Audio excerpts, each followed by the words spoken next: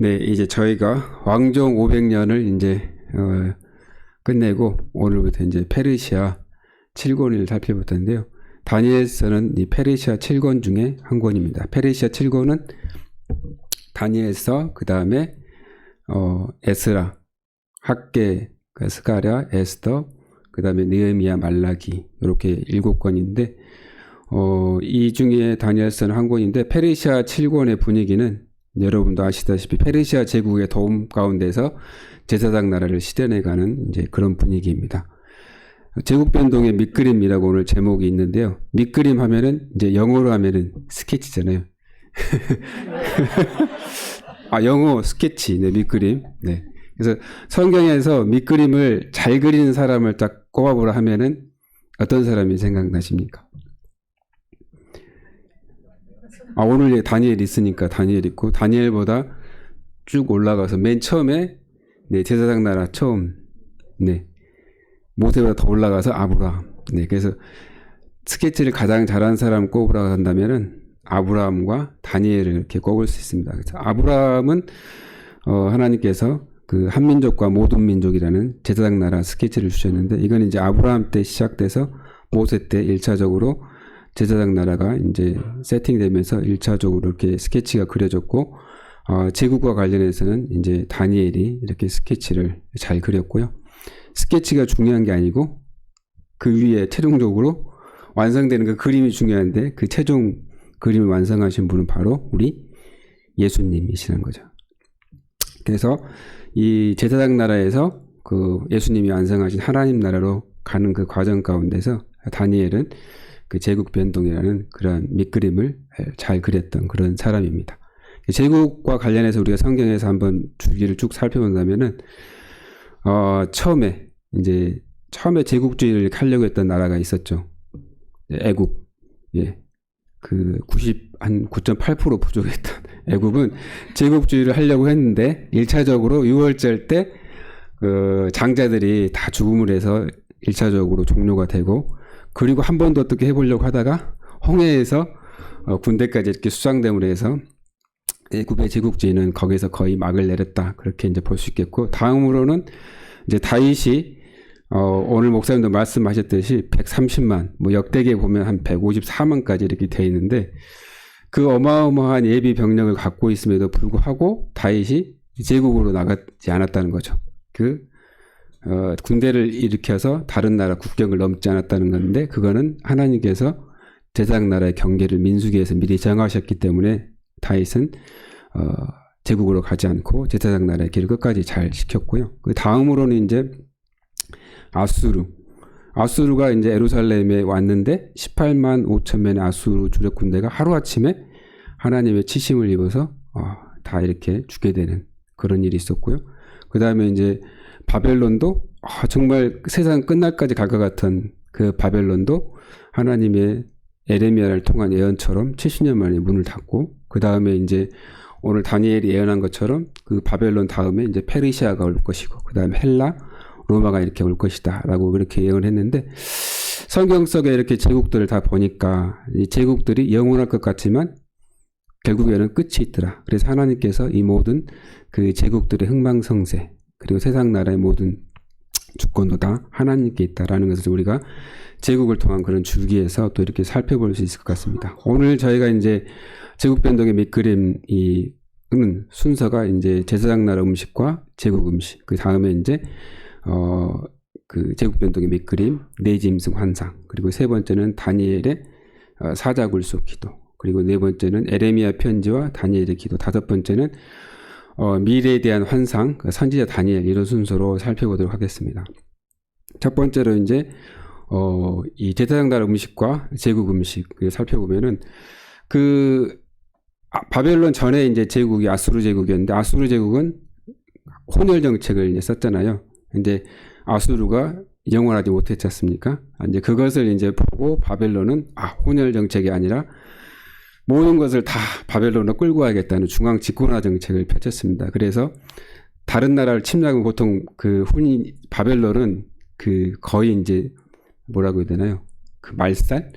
거의 그런 정책을 많이 썼죠. 그래서 다 황폐하게 만들고 바벨론만 이렇게 딱 잘 살게 만드는. 그래서 예루살렘도 완전히 다 불타고 황폐하게 됐잖아요. 거기서 사람들 다 끌어오고, 그래서 우수한 인재들은 다 끌어와서 그 중에서 상위 0.1%는 바벨론 제국의 이제 경영 프로젝트를 위한 이데올로기 교육, 그렇게 잘 교육을 시켜서 바벨론의 앞잡이가 되어서 이제 요즘으로 말하면 거의 로버트처럼 이렇게 딱 부려먹으려고, 그렇게 이제 상위 0.1% 사람들은 그렇게 부려먹고, 나머지 99.9%의 사람들은 바벨론 제국 건설을 위한 강제 노역을 시키는 이제 그런 정책을, 이제 투트랙 정책을 이제 펼쳤던 거죠.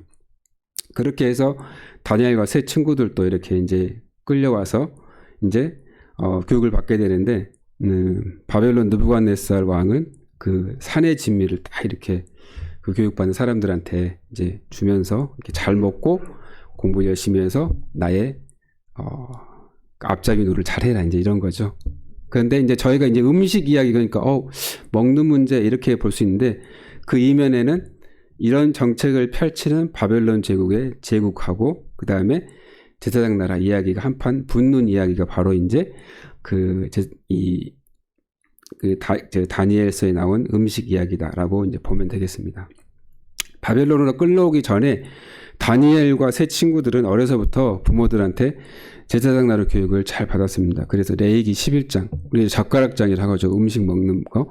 그래서 부정한 음식, 먹지 말아야 될 것, 그 다음에 먹어도 되는 정결한 음식, 그것에 대해서 잘 알았던 이제 다니엘과 세 친구들은 이 레위기 11장의 어떤 기록을 굳게 붙잡고 승부수를 던지는데, 목숨을 건 사실은 승부수죠. 자기네들도 잘못하면 포로로 끌려와 있는데 잘못하면 죽을 수 있잖아요. 그래서 목숨을 건 승부수를 이제 던지는데, 평가를 해서 우리의 얼굴이 더 윤택하면 우리는 채식 먹을 수 있게 해달라. 그렇게 환관장 아스부나스에게 그렇게 승부수를 던졌는데, 채식만 했는데도 피부가 지금 여러 계신 분보다 더 이렇게 뽀얗게 좋았다는 네, 그렇게 해서 채식을 먹을 수 있게 됐는데, 이거는 사실은 이제 결국에는 제사장 나라가 제국보다 훨씬 우월하다, 능가하다, 그것을 이제 보여주기 위해서 그 목숨을 건 승부수를 이제 던졌고, 하나님께서는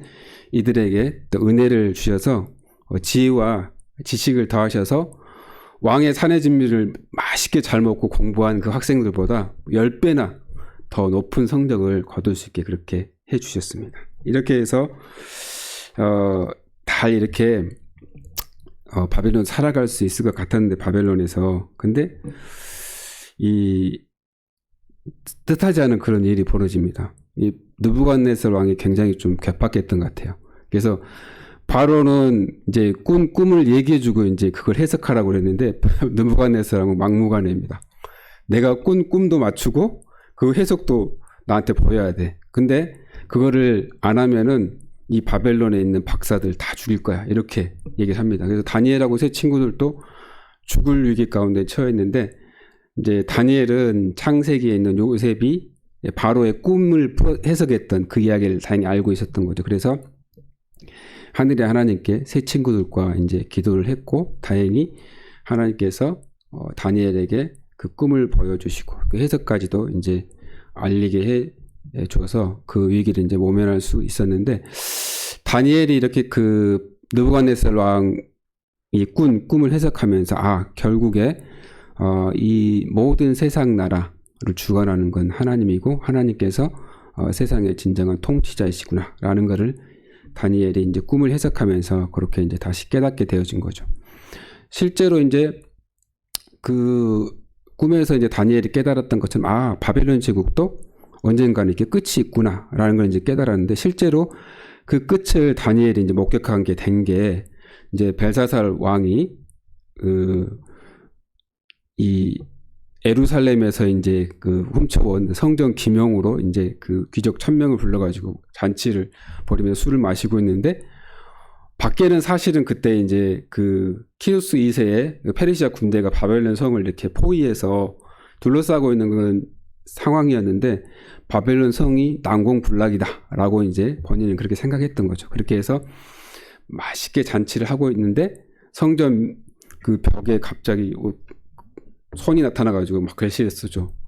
해석을 못했는데 또 어떻게 다니엘이 해석을 잘한 줄 알고 다니엘이 딱 불러와서 해석을 하게 되는데 이제 메네메네 데겔 우바르신. 그래서 하나님께서 바벨론 제국을 평가를 해보셨다. 그런데 이게 부족해서 이제 끝을 내야 되겠다라는 이제 그런 뜻이었죠. 그래서 그 글대로 바로 그날 밤 바벨론 제국은 이제 멸망하게 되는데 다름이 아니라 바벨론의 그 성 안에서 성문을 키루스 2세 군대에게 이렇게 열어준 사람들이 있었던 거죠. 그래서 키루스 2세 군대가 무혈 입성해서 바벨론 제국을 무너뜨리는 그런 일들이 이제 있었습니다.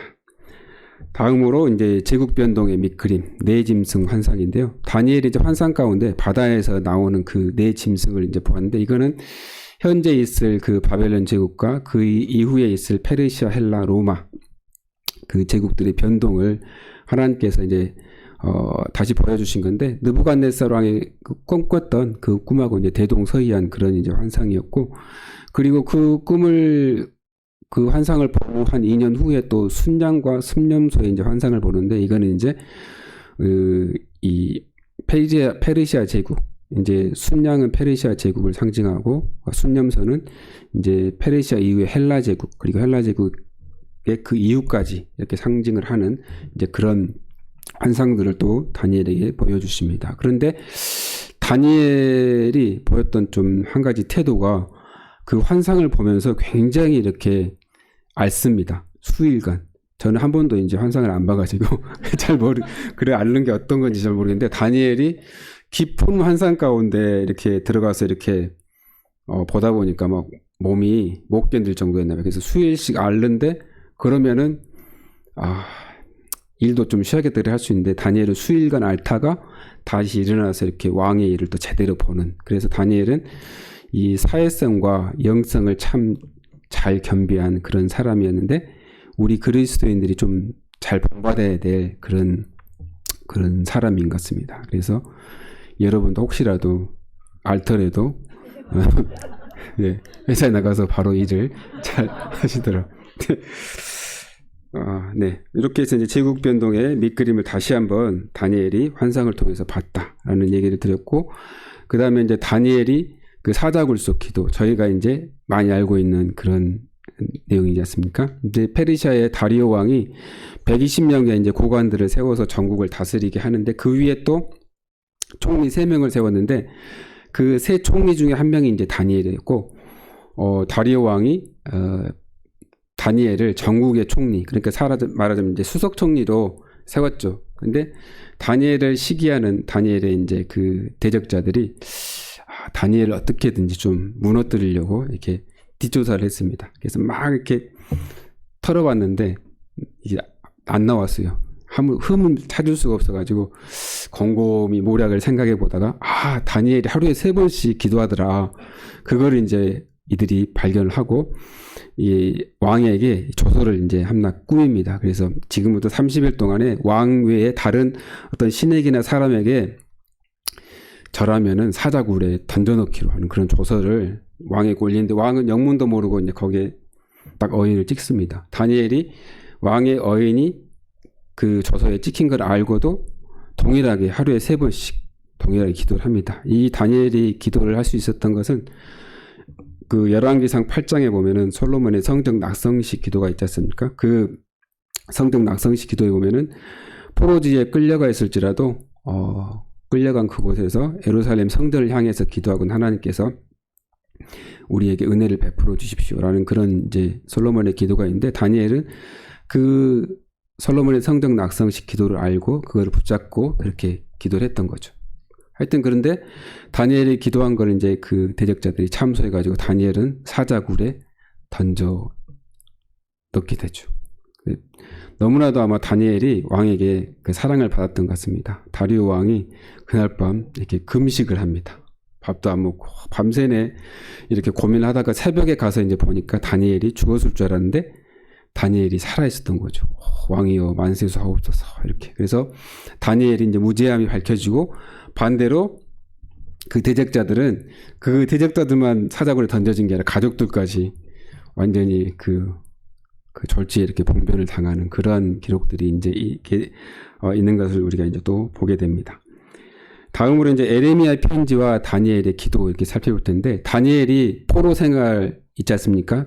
바벨론에서 물론 좀 높은 자리에 있었지만 그 생활이 물론 이렇게 행복하고 편하진 않았겠죠. 근데 그 가운데서 다니엘이 희망을 잃지 않고 소망 가운데서 이렇게 그 최선을 다해서 생활해 주던 거는 에레미야가 눈물로 이렇게 써보낸 편지 그 덕분이었습니다. 그래서 그 에레미야가 보내준 그 편지를 이렇게 붙잡고 다니엘이 이렇게 최고의 자리에 이렇게 있었는 거죠. 그리고 에레미야가 써준 그 편지에 보면은 바벨론의 포로 기간이 70년이다라는 게 기록으로 명확히 남아 있잖아요. 그래서 다니엘이 그 포로 기간이 거의 이제 끝나가게 된 것을 이제 깨닫고 그때 이제 하나님께 기도를 하죠. 먼저 회개의 기도를 합니다. 다니엘은 금식하면서 베옷을 입고 머리에 재를 뒤집어 쓰고 하나님께 회개하면서 이 예언대로 정말 우리가 예루살렘으로 다시 돌아갈 수 있게 해달라고 이렇게 간절히 기도를 하는데, 다니엘이 이렇게 기도를 할 수 있었던 것은 다니엘은 그 에레미야의 편지, 그리고 그 솔로몬의 성경 낙성식 기도, 그리고 성경 낙성식 기도 더 훨씬 올라가서 레위기 26장에 보면은 이 징계를 받고 마음이 낮아져서 징계를 달게 받으면 하나님께서 이 조상들과 맺었던, 그래서 아브라함, 이삭, 야곱과 맺었던 그 은혜의 언약을 기억하고 그 땅을 기억하리라는 그 레위기의 말씀을 다니엘이 정확하게 알고 이해하고 다니엘이 그렇게 기도할 수 있었던 거죠. 그래서 다니엘은 세상 최고의 자리에 있었지만 그 조국 예루살렘의 황폐함을 알고 그리고 먼저 이렇게 하나님 앞에 기도할 수 있던 그런 기도의 사람이었다라는 것을 저희가 또 볼 수 있습니다. 이렇게 조국과 나라를 위해서 이렇게 기도하는 다니엘에게 하나님께서 가브리엘 천사를 보내서 응답을 주십니다. 그래서 70일의 환상을 이렇게 또 보여주시는데, 이거는 하나님 나라가 완성되는 그 때를 예고하신 것이고요. 그래서 하나님께서는 이 다니엘에게 그래서 메시아로 오실 예수 그리스도, 그리고 그 이후 세상 끝날까지도 이렇게 예언하게 함으로써 다니엘은 세상의 뛰어난 행정과 정치가를 넘어서 하나님의 미래 계획을 예언하는 그러한 선지자로 또 세움을 입는다라는 걸 저희가 볼 수 있고요.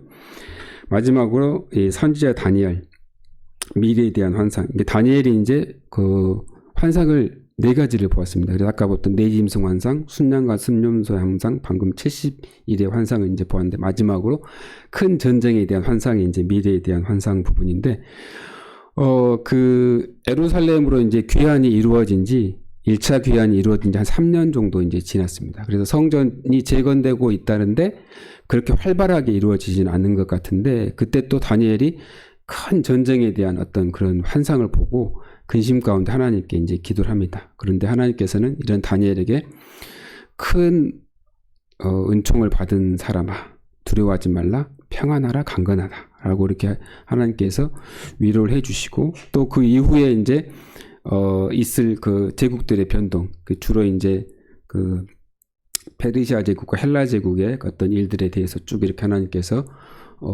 밑그림 그리스도로 해주시고, 그리고 세상 끝날에 대한 것까지도 이렇게 기록으로 남을 수 있도록 하나님께서 다니엘에게 그렇게 말씀을 해주십니다. 이렇게 해서 다니엘에 대한 이야기를 저희가 한번 살펴보았고요.